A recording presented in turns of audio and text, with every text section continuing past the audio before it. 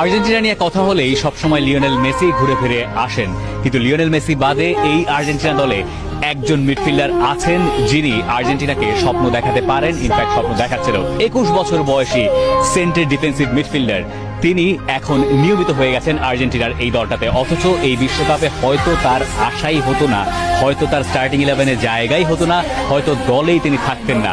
অনেকগুলো কারণ।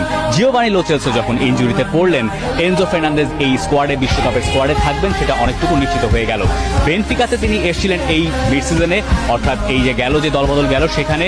এর আগে তিনি খেলেছেন রিভার প্লেটে, তারও আগে আমরা যদি তার ক্যারিয়ারটা দেখি তিনি খেলেছেন ডিফেন্স অ্যাট জাস্টিকা, আর্জেন্টিনার একটা ক্লাব। সেই ক্লাবে তিনি এরনান ক্রেসপোর আন্ডারে সবার প্রথম তার ক্যারিয়ারের ফ্লারিশমেন্ট শুরু। এখন কিরকম তিনি আসলে কি ধরনের মিডফিল্ডার, কেন আমি বলছি যে আর্জেন্টিনাকে তিনি স্বপ্ন দেখাচ্ছেন এবং আর্জেন্টিনার এবারের বিশ্বকাপের সবচেয়ে বড় কি বলে এটাকে অর্জনও বলতে পারেন বা সবচেয়ে বড় উদ্ভাবন এনজো ফার্নান্দেজ।